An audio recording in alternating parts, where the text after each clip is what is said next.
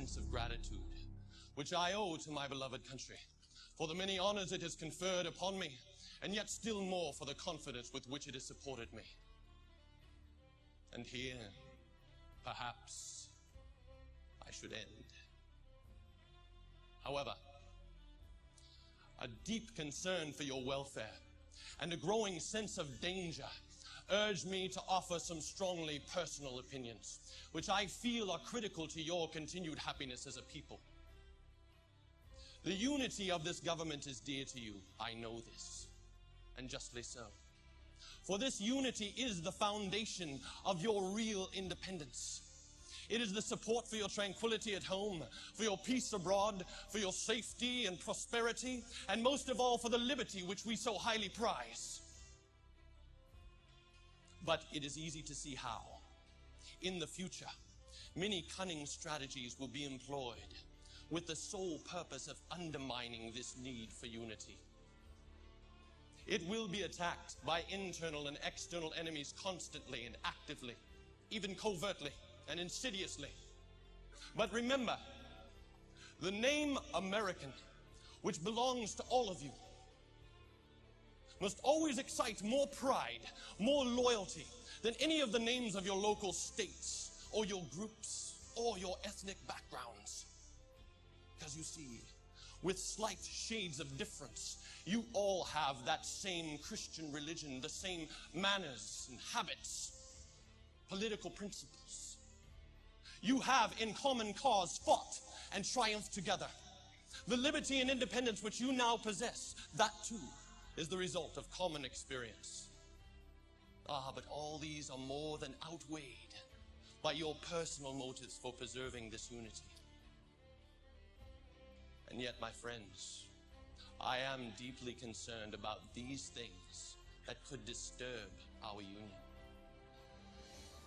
First, creating political parties based on geographical regions and making people believe there are differences in local interests and views. Then misrepresentations will create jealousies that will separate you rather than bring you together. And indeed, a government of all the states together is necessary for longevity. Secondly, if you wish to preserve your government, you must constantly resist opposition to its authority and to new ideas upon its principles, however good they may seem. One method of attack may be to alter or change the meaning of the Constitution, thus undermining what cannot be directly overthrown. Thirdly, let me also warn you strongly against the negative effect of political parties in general. You see, the alternate control of one party over another, sharpened by that spirit of revenge, will result in periods of tyranny. And worse than this, it will lead finally to a more sophisticated, a more permanent control of the people. It will eventually cause the people to begin looking around for a political leader to solve all their problems, take control. Sooner or later, the head of one party will turn this opportunity to his own selfish purposes at the expense of public liberty.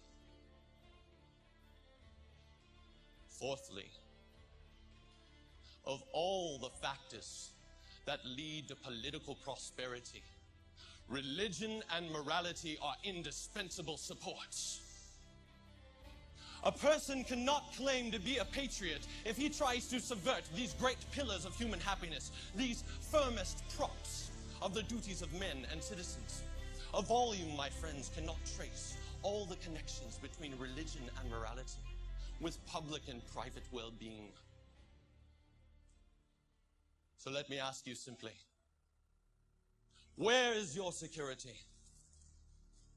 If the sense of religious obligation is emitted from oaths of lawyers and investigators in courts of justice, let us be careful if we say that morality can be maintained without religion. Not so. No, I say that religion and morality are the necessary springs for popular government. And lastly, be fair with all nations. Cultivate peace and harmony with all of them. Resist favoring one nation while holding another in contempt, especially in commerce. And there can be no greater error than to expect favors from nation to nation.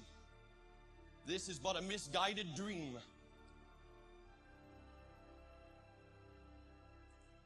In offering to you, my countrymen, these counsels of an old and affectionate friend,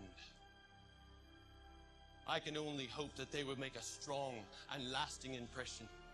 I can only hope that they will help you guard the freedoms that we all hold so dear.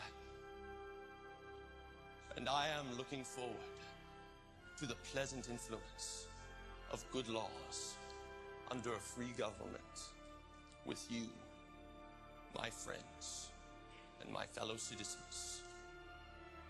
This reward has been the desire of my heart for many, many years. And we have earned it. Goodbye.